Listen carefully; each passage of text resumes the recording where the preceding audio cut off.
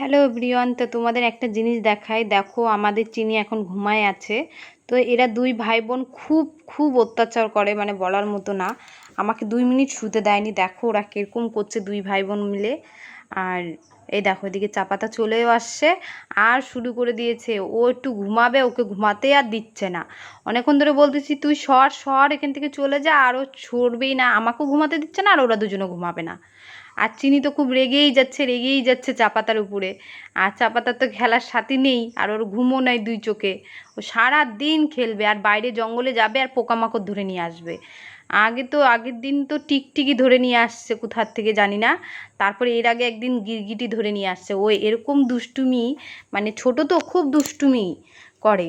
আর এই দেখো চিনি যা রেগে যাচ্ছে ওর উপরে, একটু ঘুমাবে ওকে ঘুমাইতেই দিচ্ছে না। আর ও ভয় শয়তানি করে লেজ ধরে, এই করে। একবার চলে যায়, একবার চলে আসে, আবার দেখো চলে আসে, আবার এসে মারপিট করতেছে দুই ভাই বোন মিলে। এবার চিনি তো রেগেই যাচ্ছে, দেখো কিভাবে মানে কি চোখগুলা রাঙাচ্ছে ও। আর চাপাতার নিচে ঢুকে গেছে।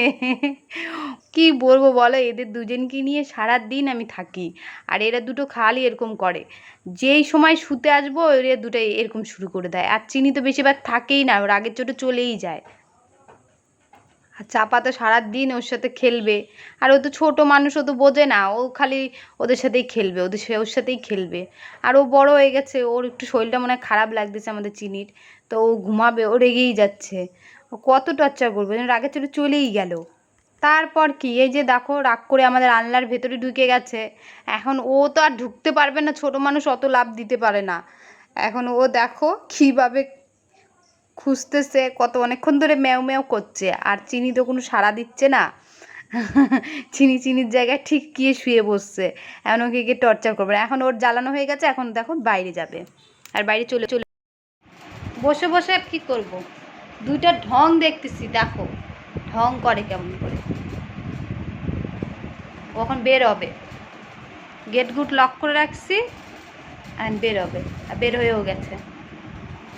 ঘুমাইতে দিল না, সারাদিন এই দুটাকে নিয়ে এরকম করি।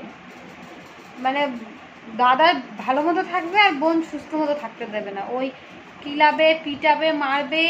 তারপরে ও একটু ঘুমাতে যাবে আর ওকে ঘুমাতে দিল না। রাগ করে কি করলো, আলনার ভেতরে ঢুকে গেল। আর ছোটোটা তো আর ঢুকতেই পারলো না, পরেও চলেও গেল।